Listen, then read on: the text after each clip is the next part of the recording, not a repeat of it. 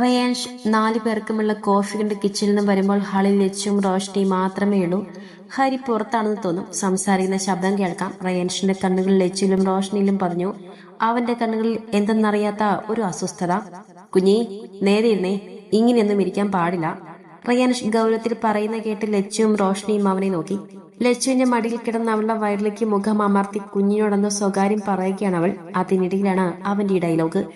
അതെന്താ ഇങ്ങനെ കിടന്നാ? ഞാൻ വയറിൽ അമർന്നൊന്നും അല്ലല്ലോ കിടക്കുന്നത്. പറയുന്നതിനൊപ്പം ഇനി ഇങ്ങനെ കിടക്കുന്നതിൽ വല്ല പ്രശ്നമുണ്ടോ എന്ന് ആലോചിച്ചുകൊണ്ട് റോഷ്നി ലച്ചുവിന്റെ മടിയിൽ നിന്നും എഴുന്നേറ്റിരുന്നു. ലച്ചു കണ്ണു കുറിപ്പിച്ചുകൊണ്ട് റയാൻഷിനെ നോക്കി. എത്രയോ നേരം അവൻ ഇങ്ങനെ കിടന്നുകൊണ്ടല്ലേ കുഞ്ഞിനോട് സംസാരിക്കുന്നത്? വയറിൽ അമർന്നിരിക്കുന്നില്ലെങ്കിലും നിന്റെ ചിലപ്പോൾ കേട്ടാ ബേബിക്കൊരു ഇറിറ്റേഷൻ ആകും. ഗൗരവത്തിൽ തന്നെയാണ് അവന്റെ വാക്കുകൾ. 1-2 നിമിഷങ്ങൾ കഴിഞ്ഞപ്പോഴാണ് റോഷ്നിക്ക് അവൻ പറഞ്ഞ വാക്കുകളിലെ അർത്ഥം മനസ്സിലായത്. അവൾ അവനെ ദേഷ്യത്തോടെ നോക്കിക്കൊണ്ട് കിടന്ന പോലെ തന്നെ കിടന്നു. ബേബി, നിന്റെ പപ്പ കാണുന്ന പോലെ ഒന്നും അല്ലടാ. ഒരു സ്നേഹവും കരുണയും ഇല്ലാത്ത സാധന. ഞാൻ നിന്റെ ആരാ? അപ്പച്ചി. ഇനി നിനക്കും എനിക്കും അങ്ങനെ വിളിക്കാനും കേൾക്കാനും ബുദ്ധിമുട്ടുണ്ടെങ്കിൽ നീ എന്നെ കുഞ്ഞെന്ന് വിളിച്ചോ, നോ പ്രോബ്ലം. റോഷ്നി കിടന്ന കിടപ്പിൽ കിടന്നുകൊണ്ട് ഓരോന്ന് പറയുമ്പോൾ റയാൻഷ് റോഷ്നിയെ തറപ്പിച്ചു നോക്കി. ഈ സമയം തന്നെയാണ് ഫോൺ കോൾ അവസാനിപ്പിച്ചുകൊണ്ട് ഹരിയും അവിടെ അടുത്തേക്ക് കയറി വന്നത്. നിന്റെ പപ്പ കാണാനൊക്കെ സുന്ദരനാണ്, പക്ഷെ മനസ്സിൽ മുഴുവനും ഒരുതരം മീയുകയാണ്, കുശുമ്പാണ്. കുഞ്ഞിയുടെ ചക്കര പപ്പയെ പോലെ ആവല്ലട്ടടാ. എന്റെ കുഞ്ഞ് മാമന്റെ പോലെ ആയാ മതി. തീർന്നു. ലച്ചു മുഖമുയർത്തി ഹരിയെ നോക്കി. സംശയത്തോടെ റോഷ്നി നോക്കി നിൽക്കുകയാണ്. ഇവൾ ആരോടാ ഈ കത്തി പറയുന്നെന്ന പോലെ ഒരു നിൽപ്പ്. ലച്ചുവിന്റെ കണ്ണുകൾ ഹരിയിൽ നിന്നും റയാൻഷിലേക്ക് നീണ്ടു. കുഞ്ഞെ അരച്ച് കലക്കി കൊടുത്താൽ ഒറ്റ വലിക്ക് പോലും ബാക്കി വെക്കാതെ വലിച്ചു കുടിക്കും. അതുപോലൊരു ഭാവത്തിലിരിക്കുകയാണ്. ബേബിയുടെ മാമനാണ് അടിപൊളി. മാമന്റെ പോലെ ആയാ മതി. പപ്പയോട് പോവാൻ പറ, പപ്പയൊരു ദുഷ്ടനാണ്. ചിരിയോടെ കുഞ്ഞി പറയുമ്പോൾ ലച്ചു അവളുടെ കയ്യിൽ മുറുക്ക പിടിച്ചു. പെണ്ണിന്റെ വർത്തമാനം വല്ലാതെ കൂടിപ്പോയാൽ എന്റെ അളയിനെ നീ കെട്ടേണ്ടെന്ന് വരെ പറഞ്ഞു കളയും. അവിടെ സഹോദരനും സഹോദരി ഒന്നും കാണില്ല. നിനക്ക് എന്താ കുഞ്ഞി? 1-2 മാസമായി കുഞ്ഞിനോടാണോ നിന്റെ ഈ വക സംസാരം? നമ്മൾ സംസാരിക്കുന്നത് വയറ്റുള്ള കുഞ്ഞ് അറിയുക പോലും ആയിട്ടില്ല. റയാൻഷിന്റെ അടുത്തുള്ള സെറ്റിൽ ലച്ചുവിനും റോഷ്നിക്കും ഓപ്പോസിറ്റ് ഇരുന്നുകൊണ്ട് ഹരി പറയുമ്പോൾ ലച്ചുവും റോഷ്നിയും അവന്റെ മുഖത്തേക്ക് നോക്കി. ചെറുക്കന് ഇതിനെക്കുറിച്ചൊന്നും വലിയ ധാരണയില്ല. 5-6 മാസം ആകുമ്പോഴാണ് വയറുള്ള കുഞ്ഞുങ്ങൾക്ക് എന്തെങ്കിലുമൊക്കെ തിരിച്ചറിയും. അവർ പ്രതികരിക്കും. അതും നമ്മളുടെ വിശ്വാസമാണ്. കുഞ്ഞിന്റെ കയ്യോ കാലോ മുഴച്ചു വരുന്നത് നമ്മുടെ സംസാരത്തിന് അവര് പ്രതികരിക്കുകയാണെന്ന് നമുക്ക് തോന്നും. സത്യത്തിൽ അത് അങ്ങനെയല്ല. അവരവിടെ പൊസിഷനിൽ കിടന്നുകൊണ്ട് ഓരോന്ന് കാണിക്കുമ്പോൾ നമുക്കങ്ങനെ തോന്നുകയാണ്. പക്ഷേ അതിങ്ങനെ കിടന്ന് സംസാരിക്കൊന്നും വേണ്ട, അല്ലേ അളിയാ? അവന്റെ മനസ്സിലുള്ളതൊക്കെ പറഞ്ഞ ശേഷം അവൻ റയാൻഷിനെ നോക്കി. അല്ലേന്ന് ചോദിക്കുമ്പോൾ റയാൻഷ് നോക്കിയത് ലച്ചുവിനെയാണ്. മണിക്കൂറുകൾ കുഞ്ഞിനോട് സംസാരിച്ച് കിടക്കുന്നവനാണ്. അതെ, ഇതിന്റെ ഒന്നും ആവശ്യമില്ല. കുറച്ചു കഴിഞ്ഞിട്ടാണെങ്കിൽ പിന്നെയും കുഴപ്പമില്ല. റയാൻഷ് അലസമായി പറഞ്ഞിട്ട് കയ്യിലുള്ള കോഫി കപ്പ് ചുണ്ടോട് മുട്ടിച്ചു കഴിഞ്ഞു. ലച്ചു ഇരുന്ന ഇരിപ്പിൽ വാ തുറന്നുകൊണ്ട് റയാൻഷിനെ നോക്കി. ആര് പറഞ്ഞു അങ്ങനെയൊക്കെ? അങ്ങനെയൊന്നുമല്ല. ബേബി വയറിലായിരിക്കുമ്പോൾ തന്നെ പുറത്തുള്ളവരുടെ ശബ്ദം തിരിച്ചറിയും. നമ്മൾ സംസാരിക്കുന്നത് പ്രതികരിച്ചു തുടങ്ങും. 8 മാസമൊക്കെ ആകുമ്പോഴേക്കും എന്റെ ശബ്ദം കേട്ടാൽ കുഞ്ഞ് കുത്തിമറയും. നോക്കിക്കോ, ഞാൻ കാണിച്ചു തരാം. റോഷ്നി 2 പേരെയും വെല്ലുവിളിച്ചുകൊണ്ട് പറയുമ്പോൾ ഹരി ലച്ചുവിന്റെ മുഖത്തേക്ക് നോക്കി. ലച്ചു തല കുലുക്കി. ചുമ്മാ പറയാ ഹരി, വയറ്റിലുള്ള ബേബി അങ്ങനെ പുറത്തുള്ള നമ്മുടെ ശബ്ദം തിരിച്ചറിയാം. എന്നാ ഡെലിവറി കഴിഞ്ഞ് പുറത്തേക്ക് വരുന്ന ബേബികളെല്ലാം അവര് കേട്ടുകൊണ്ടിരുന്ന ശബ്ദം കേട്ടാൽ പ്രതികരിക്കില്ലേ? അതൊന്നുമില്ലല്ലോ. ഇതൊക്കെ ചുമ്മാ പറയുന്നതാ. ആളിയനും പെങ്ങളും കൂടെ മനസ്സിൽ കരുതിയത് പല പ്ലാനുകളും തകർക്കുമെന്ന് തോന്നിയപ്പോൾ റയാൻഷ് ചാടിക്കയറി പറഞ്ഞു. അങ്ങനെയൊന്നും ആവില്ല. കുഞ്ഞി പറഞ്ഞതിലും വല്ല കാര്യമുണ്ടാകും. വയറിൽ കൈവച്ച് ഞാൻ കുട്ട എന്ന് വിളിച്ചാ അവൻ മുഴക്കുന്ന ഒന്ന് ആലോചിച്ചു നോക്കി. ഹോ, രോമാഞ്ചം. എഴുന്നേറ്റ് നിൽക്കുന്നു. അതും പറഞ്ഞുകൊണ്ട് കയ്യിലുള്ള കപ്പ് ടേബിളിൽ വെച്ചുകൊണ്ട് ഹരി ലച്ചുവിന്റെ മുന്നിൽ മുട്ടുകുത്തിയിരുന്നു. ലച്ചു കേഴിച്ചുകൊണ്ട് കടിച്ചു പിടിച്ച് ചിരിയോടെ റയാൻഷിന്റെ മുഖത്തേക്ക് നോക്കി. അവിടെ എല്ലാരെയും ചുട്ടരിച്ച് ദഹിപ്പിക്കാൻ പാകത്തിലുള്ള നോട്ടത്തോടെ ഇരിക്കുന്നുണ്ട്. തല മാറ്റു കുഞ്ഞി. ഹലോ, ഞാൻ ആരാന്ന് മനസ്സിലായോ? ഞാനാണ് ശ്രീഹരി, പൊന്നിന്റെ ഒരേ ഒരു മാമൻ. പറയുമ്പോൾ ഹരിക്ക് ചിരി വരുന്നുണ്ട്. കാണാത്ത ഒരാളോട് നമ്മൾ ഒറ്റയ്ക്ക് ഇങ്ങനെ ഓർത്ത് സംസാരിക്കുമല്ലേ, അതിന്റെ ഒരു ചിരിയും മടിയും ഒക്കെ ഉണ്ടവനും. പക്ഷെ സംസാരിച്ചു തുടങ്ങിയപ്പോ ആ മടിയും ചമ്പലും ഒക്കെ മാറി. പിന്നെ അങ്ങോട്ട് അവൻ ഓരോന്ന് പറഞ്ഞുകൊണ്ടേയിരുന്നു. മതി, എന്താ ഇപ്പൊ ഇത്? നിങ്ങളുടെ ശബ്ദം കേട്ട് കുഞ്ഞു മടുത്ത് കാണും. മാറങ്ങോട്ട്.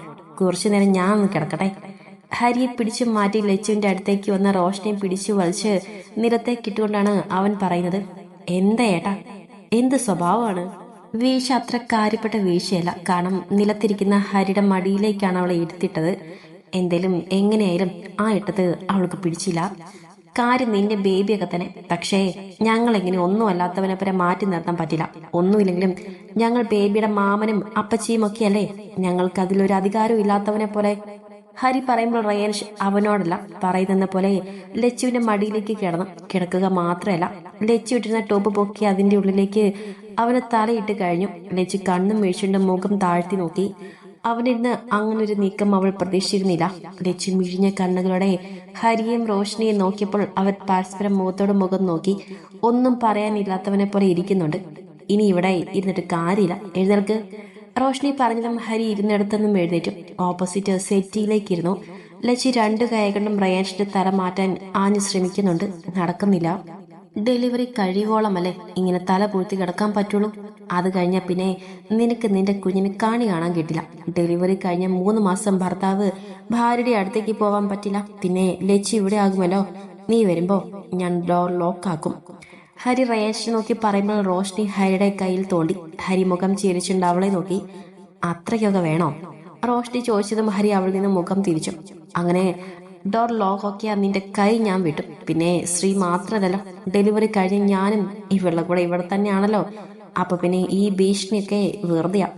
റയാൻഷ് അങ്ങനെ കിടന്നുകൊണ്ട് തന്നെ പറയുമ്പോൾ ലച്ചു പല്ല് കടിച്ചു. അതിനെക്കുറിച്ച് ഞാൻ നിന്നോട് സംസാരിക്കാൻ നിൽക്കുമായിരുന്നു. നീ ഇങ്ങനെ ഭാര്യ വീട്ടിൽ താമസിക്കുന്നതിന് പുറത്തൊരു സംസാരമുണ്ട്. അതുകൊണ്ട് നീ ഇനി നിന്റെ വീട്ടിൽ നിന്നോ. ഹരി പറഞ്ഞതും റയാൻഷ് അവന്റെ തല പുറത്തേക്കെടുത്ത് ഹരിയെ നോക്കി. ലച്ചും റോഷ്നിയും ആ പറഞ്ഞത് ഇച്ചിരി കൂടിപ്പോയില്ലേ എന്ന പോലെ ഹരിയെ നോക്കി. എന്തെങ്കിലും പിഴച്ചാൽ ഒന്നും നോക്കാതെ ഇറങ്ങിപ്പോയെന്നും പിന്നെ വരില്ലെന്നും വരാം. ഈ വീട്ടിലേക്ക് ആവശ്യമുള്ള ഉപ്പ് തൊട്ട് കർപ്പൂരം വരെ ഞാനാ വാങ്ങിക്കുന്നത്. കറണ്ട് ബില്ല്, വാട്ടർ ബില്ല്, അങ്ങനെ എല്ലാ ബില്ലും ഞാൻ അടയ്ക്കുന്നത്. എന്നെ പറ്റില്ലെങ്കിൽ ഞാൻ കുടുംബം നോക്കുന്ന നിന്റെ വീട്ടിൽ നിന്ന് നീ ഇറങ്ങിപ്പോടാ. റയാൻഷ് പറഞ്ഞതും ലച്ചുവും റോഷ്നിയും പരസ്പരം നോക്കി. രണ്ടും കൂടെ അടിയാകുമോ? അവസാനം ഒരു പെങ്ങളെ ഡിവോഴ്സ് ആക്കും. ഒരു പെങ്ങളുടെ കല്യാണവും വേണ്ടെന്ന് വെക്കുവോ? അതിന് ഞാൻ പറഞ്ഞോ നിന്നോട് ഇവിടുത്തെ കാര്യം നോക്കാൻ? എന്നും വരുമ്പോ കിലോ കണക്കിന് സാധനം വാങ്ങി വരാൻ നിന്നോട് ആരെങ്കിലും പറഞ്ഞോ? ഇല്ലല്ലോ. അപ്പൊ പിന്നെ ഡയലോഗ് അടിക്കരുത്. നിനക്ക് വായിൽ തോന്നി ഡയലോഗ് അടിക്കാമെങ്കിൽ എനിക്കും അടിക്കാം. വീണ്ടും ഹരി എന്തോ പറയാൻ തുടങ്ങിയതും റോഷ്നി അവന്റെ കാൽത്തോടയിൽ അമർത്തിയൊരു അടി കൊടുത്തു.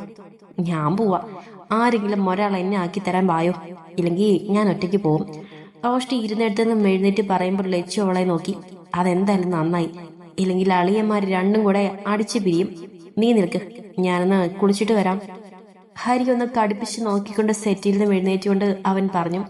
കുളി കഴിഞ്ഞിറങ്ങി വരുമ്പോൾ ലച്ചുവിന്റെ മടിയിൽ കിടന്നുകൊണ്ട് ഹരി അവളോടും കുഞ്ഞിനോടും സംസാരിക്കുന്നുണ്ട്. റയാൻഷ് അത് കണ്ടിട്ടും കാണാത്ത പോലെ പുറത്തേക്ക് നടന്നു. കള്ളപ്പന്നി, മനഃപൂർവ്വമാണ്. പോകുന്ന പോക്കിൽ അവൻ പിറുപിറുത്തു. അതറിഞ്ഞ പോലെ ഹരിയുടെ ചുണ്ടിൽ ഒരു ചിരി ഉണ്ടായിരുന്നു. ലച്ചുവിന് ഫ്രൈഡ് റൈസ് വേണമെന്ന് പറഞ്ഞപ്പോൾ അത് ഉണ്ടാക്കാൻ അടുക്കളയിൽ കയറിയതാണ് ഹരി. രാവിലെ ഓഫീസിൽ പോകുമ്പോൾ ലച്ചുവിന്റെ പിന്നാലെ നടന്ന് അവൾക്ക് വേണ്ടത് ചോദിച്ച് ശല്യം ചെയ്യും. ലച്ചു എന്തെങ്കിലും പറഞ്ഞാൽ വൈകിട്ട് വരുമ്പോൾ അതിന് വേണ്ടതൊക്കെ വാങ്ങിയിട്ട് വരും. എന്നിട്ട് അവൻ ഒറ്റയ്ക്കുണ്ടാക്കും. ഞാൻ സഹായിക്കണോ? പച്ചക്കറിയൊക്കെ കഴുകിയെടുക്കുമ്പോഴാണ് പിന്നിലും റയാൻഷിന്റെ ചോദ്യം. പതിവുള്ളതല്ലാത്തത് കൊണ്ട് ഹരി റയാൻഷിനെ അടിമുടി ഒന്ന് നോക്കി. കോഫി കുടിച്ച കപ്പ് കൊണ്ടുവയ്ക്കാൻ വേണ്ടി വന്നതാണ് അവൻ. അപ്പോഴാണ് ഹരി കുക്ക് ചെയ്യുന്നത്. കണ്ട സ്ഥിതിക്ക് പേരിനൊന്ന് ചോദിക്കാമെന്നേ അവനും കരുതിയുള്ളൂ. ഈ പച്ചക്കറിയൊക്കെ അരിഞ്ഞതാ?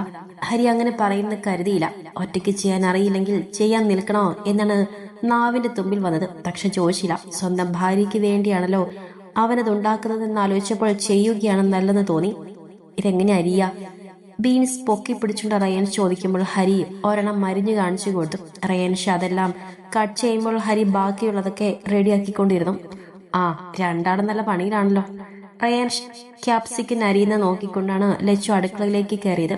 റയാൻഷ് ലച്ചുവിനെ നേരെ തിരിഞ്ഞതും മൂർച്ചയുള്ള കത്തി അവന്റെ വിരൽ തട്ടി. റയാൻഷ് കണ്ണടച്ച് തുറന്നുകൊണ്ട് കൈ വലിച്ചതും ഹരിയും ലച്ചുവും ഒരുപോലെ അവനെ നോക്കി. റയാൻഷിന്റെ കയ്യിൽ നിന്നും രക്തം വരുന്ന കണ്ടതും രണ്ടുപേരും അവന്റെ അടുത്തേക്ക് ചെന്നു. മുറിഞ്ഞില്ലേ? ഒരു പണി പറഞ്ഞാ അത് നല്ല രീതിയിൽ ചെയ്തു തീർക്കാൻ അറിയില്ല. ഹരി പറയുമ്പോൾ റയാൻഷ് അവനെ ഒന്ന് ഒരു നോട്ടം നോക്കി. അടുക്കള തന്നെ കാണുന്നത് ഇവിടെ വന്നതിന് ശേഷമാണ്. അപ്പോഴാണ് അവന്റെ ഒരു ഡയലോഗ്. ലച്ചു ആണെങ്കിൽ അവന്റെ കയ്യിൽ പിടിച്ച് രക്തം തുടക്കുകയും വിരൽ കഴുകുകയും തുണി കൊണ്ട് ചുറ്റിക്കൊടുക്കുകയും ഒക്കെ ചെയ്യുന്നുണ്ട്. ഇവിടെ ഇരിക്കെ, ഇനി മേലിൽ കത്തി തൊടരുത്. റയാൻഷിനെ അവളുടെ ചേരിലെത്തിയിരുത്തി കത്തിയവന് നേരെ ചൂണ്ടിക്കൊണ്ടാണ് അവളുടെ വാക്കുകൾ. റയാൻഷ് ഒതുങ്ങിയിരുന്നു കൊടുത്തു. ബാക്കി പച്ചക്കറിയൊക്കെ അരിഞ്ഞത് ലച്ചുവാണ്. റയാൻഷ് ലച്ചു കെട്ടി ചെയ്യുന്ന ക്യാരറ്റിൽ നിന്ന് ഒന്ന് കടിച്ചു. അവളുടെ കവളൻ ചുണ്ടിലും തോണ്ടിയും ഒപ്പം നിന്നും. ഏട്ടന് ഇതിന്റെയൊക്കെ വല്ല ആവശ്യമുണ്ടോ? സ്റ്റാർനെറ്റിൽ നിന്ന് ഒരു ഫ്രൈഡ് റൈസ് വാങ്ങിയാൽ എനിക്ക് ഇഷ്ടം പോലെ കഴിക്കാനുണ്ടാകും. പക്ഷെ അത് ഞാനുണ്ടാക്കിയതാവില്ലല്ലോ. ലച്ചുവിന്റെ വാക്കുകൾക്ക് ഹരി അവന്റെ ഒരൊറ്റ വാക്കിൽ മറുപടി കൊടുത്തു. പിന്നെ ലച്ചു അത് പറഞ്ഞില്ല. ഈ ഒരു രസം കിട്ടില്ലല്ലോ. പക്ഷെ ലച്ചുവിന്റെ നോട്ടം റയാൻഷിലേക്ക് നീണ്ടു. അവന്റെ മുറിവ് നീ ജോലി ചെയ്യാതിരിക്കാൻ വേണ്ടി മനഃപൂർവ്വം ചെയ്തതാണോ ഈ മുറിവെന്ന് എനിക്ക് സംശയമുണ്ട്. ഹരി ഇടയ്ക്കുന്ന റയാൻഷിനെ കുത്തിക്കൊണ്ട് പറയുമ്പോൾ റയാൻഷും ലച്ചും പരസ്പരം ഒന്ന് നോക്കി. പിന്നെ എനിക്ക് ജോലി ചെയ്യാൻ ഇഷ്ടമില്ലെങ്കിൽ ഞാനത് മുഖത്ത് നോക്കി പറയും. അതിന് എനിക്ക് ഒരു മുറിവുമാക്കേണ്ട ആവശ്യമില്ല. റയാൻഷ് പറയുമ്പോൾ ഹരി അവനിൽ നിന്ന് മുഖം കോട്ടി. ആ സമയം തന്നെയാണ് ഹരിയുടെ ഫോൺ റിംഗ് ചെയ്തത്. കുഞ്ഞ വീഡിയോ കോൾ. ടേബിളിരുന്ന് റിംഗ് ചെയ്യുന്ന ഫോണിലേക്ക് നോക്കി റയാൻഷ് പറയുമ്പോൾ ഹരി ഗ്യാസിന്റെ അവിടുന്ന് കൈ ടവൽ തുടച്ചുകൊണ്ട് അവന്റെ അടുത്തേക്ക് വന്നു. ഈ കോൾ എടുക്കാതിരിക്കുന്നതാണ് നമുക്ക് നല്ലത്. എടുത്താൽ അവളെ കൊണ്ടുവരാൻ ആരെങ്കിലും ഒരാൾ ഇപ്പൊ പോകേണ്ടി വരും. റയാൻഷ് പറയുമ്പോൾ അത് ശരിയാണല്ലോ എന്ന് അവനും തോന്നി. അടുക്കളയിൽ വലതുമുണ്ടാക്കിക്കൊണ്ടിരിക്കുന്ന ദിവസം പെണ്ണിങ്ങനെ പിറുപിറുക്കുന്നു. എടുത്തില്ലെങ്കിൽ നിന്റെ പെങ്ങൾ ഒറ്റയ്ക്ക് ഇവിടെ എത്തും. എടുത്താലേ എന്തെങ്കിലും പറഞ്ഞ് പിടിച്ചു നിൽക്കാം. അതും പറഞ്ഞുകൊണ്ട് ഹരി കോൾ അറ്റൻഡ് ആക്കി. ഓ, എത്ര നേരമായി ഫോൺ വിളിക്കുന്നു. ഹരി ഒന്ന് എടുത്തോടെ. ഒന്നില്ലെങ്കിലും ഒരു സന്തോഷ വാർത്ത പറയാനല്ലേ. നിറഞ്ഞ ചീറ്റിയുള്ള റോഷ്ടിയുടെ മുഖം സ്ക്രീനിൽ തെളിഞ്ഞു. ഹരി കണ്ണു ചുരുക്കി സംശയത്തിൽ റയാൻഷിനെയും ലച്ചുവിനെയും നോക്കി. അവിടെ ചുണ്ടിൽ ഒരു പുഞ്ചിരിയുണ്ടെന്ന് കണ്ടപ്പോൾ ഹരിയുടെ കണ്ണുകൾ ഒന്നുകൂടെ ചുരുങ്ങിപ്പോയി. ഏട്ടനും മേട്ടത്തെയും ഒന്നും പറഞ്ഞില്ലേ? റോഷ്നിയുടെ കണ്ണുകൾ ഹരിയുടെ കണ്ണുകൾക്ക് നേരെ കൂർത്തു. ഹരി ഒന്നും പറഞ്ഞിരുന്ന ചുമൽ കൂച്ചി. നമ്മുടെ വെഡിങ് ഡേറ്റ് ഫിക്സായി. റോഷ്നി ചിരിയോടെ പറയുമ്പോൾ ഹരിയുടെ ചുണ്ടിൽ ഭംഗിയുള്ള ഒരു ചിരി തെളിഞ്ഞു. ആ ചിരിയോടെ തന്നെ അവൻ ലച്ചുവിനെയും റയാൻഷിനെയും നോക്കി. അവരും മറിഞ്ഞിട്ടുണ്ട്. മനഃപൂർവ്വം പറയാത്തതാണെന്ന് അവന് മനസ്സിലായി. ഒരു പക്ഷേ റോഷ്നി തന്നെ പറഞ്ഞിട്ട് അറിയട്ടെ എന്ന് കരുതി കാണും. ഹരി ഒന്നും മിണ്ടാതെ കിച്ചണിൽ നിന്നും പുറത്തേക്ക് ഇറങ്ങി. നേരെ താഴെയുള്ള ഒരു റൂമിൽ കയറി വാതിലടച്ചു. ലച്ചും റയാൻഷും പരസ്പരം ഒന്ന് നോക്കി. ബാക്കി കുക്കിംഗ് നമ്മൾ നോക്കേണ്ടി വരുമോ? റയാൻഷ് അടഞ്ഞ വാതിലിലേക്ക് നോക്കി ചോദിക്കുമ്പോൾ ലച്ചു ചിരിച്ചു. ലച്ചുവിന്റെ കയ്യിൽ പിടിച്ചു വലിച്ചുകൊണ്ട് അവളെ അവന്റെ മുന്നിലേക്ക് വലിച്ചു നിർത്തി. റയാൻഷ് ഇരിക്കുകയും ലച്ചു എഴുന്നേറ്റ് നിൽക്കുകയുമാണ് ചെയ്യുന്നത്. ഏട്ടൻ വരുമ്പോഴേക്കും ഇതൊക്കെ ആരിയിട്ട കിച്ചുവേട്ടാ. ലച്ചു തുറന്നു കിടക്കുന്ന കിച്ചൺ വാതിലേക്ക് മടഞ്ഞു കിടക്കുന്ന റൂമിന്റെ വാതിലേക്ക് നോക്കിക്കൊണ്ട് പറഞ്ഞത്. നീ അറിഞ്ഞു ഞാൻ എന്റെ ബേബിയോട് സംസാരിക്കട്ട ശ്രീ. അതും പറഞ്ഞുകൊണ്ട് അവനവളുടെ ടോപ്പ് ഉയർത്തി അവളുടെ വയറ്റിലേക്ക് മുഖം അമർത്തി വെച്ചു. ലച്ചു അടഞ്ഞു കിടക്കുന്ന റൂമിന്റെ വാതിലേക്ക് എത്തി നോക്കിക്കൊണ്ട് റയാൻഷിന്റെ മുടിയിൽ തലോടി. എന്നാലും എന്നോട് ആരും പറഞ്ഞില്ലല്ലോ. ഇവിടുന്ന് വല്ലച്ചനൊക്കെ വന്നിരുന്നുവെന്ന് പറഞ്ഞ് ഞാൻ അറിയാതിരിക്കില്ലല്ലോ. ആരും പറഞ്ഞില്ല. ഹരി അങ്ങനെ പറയുമ്പോഴും വല്ലാത്തൊരു സന്തോഷം അവന്റെ മുഖത്തുണ്ട്. ലച്ചുവും റയാൻഷും ഒപ്പമുണ്ടെങ്കിൽ പോലും അവർ റോഷ്നിയെ വല്ലാതെ മിസ് ചെയ്യുന്നുണ്ട്. അവളെ പ്രസൻസ് അവൻ ആഗ്രഹിക്കുന്നുണ്ട്. എപ്പോഴും അവൾ കൂടെ വേണമെന്ന് അവൻ അത്രയും ആഗ്രഹിക്കുന്നുണ്ട്. ഞാൻ പറയാൻ വേണ്ടിയാകും അവരൊന്നും പറയാതിരുന്നത്. ക്ലാസ് കഴിഞ്ഞ് വന്നപ്പോൾ എല്ലാവരും ഒരേ ചിരി. അവസാനം അമ്മയുടെ പിന്നാലെ നടന്ന് പറയിപ്പിച്ചു. അപ്പൊ തന്നെ നിന്നെ വിളിച്ചു പറഞ്ഞു. റോഷ്നി പറയുമ്പോൾ ഹരി അവളുടെ മുഖത്തേക്ക് മാത്രം നോക്കി. നല്ല സന്തോഷത്തിലാണ് അവൾ. ഡേറ്റ് എന്നാന്ന് ചോദിക്കാഞ്ഞത്? റോഷ്നി ചോദിക്കുമ്പോൾ ഹരി ചിരിച്ചു. അവളെ ചിരി സന്തോഷവും കണ്ടാൽ അറിഞ്ഞൂടെ വിവാഹം വൈകാതെ ഉണ്ടാകുമെന്ന്. ഈ മാസം ലാസ്റ്റ് 28-ന് റോഷ്നി തന്നെ പറഞ്ഞു. രണ്ടുപേരും പിന്നെ ഒന്നും മിണ്ടിയില്ല.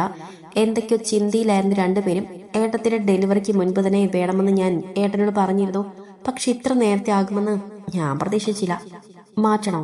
ഹരി ചീപ്പിയോടെ ചോദിക്കുമ്പോൾ റോഷ്നി അവനെ കണ്ണു കുറിപ്പിച്ചുകൊണ്ട് നോക്കി. ബാക്കി കാര്യങ്ങളൊക്കെ ആലോചിച്ച് തീരുമാനിക്കാം. നാളെ ക്ലാസ് കഴിഞ്ഞിട്ട് നേരെ ഇങ്ങോട്ട് വായോ, ഒരുമിച്ച് ആലോചിക്കാം. ഹരി പറയുമ്പോൾ റോഷ്നി സമ്മതിച്ചു. കുറച്ചു നേരം സംസാരിച്ച ശേഷം ഹരി ഫോൺ ഓഫാക്കി അടുക്കളയിലേക്ക് ചെല്ലുമ്പോൾ ഭാര്യയും ഭർത്താവും കൂടെ ജോലിയൊക്കെ ചെയ്യുന്നുണ്ട്. ഹരിയും അവർക്കൊപ്പം കൂടി.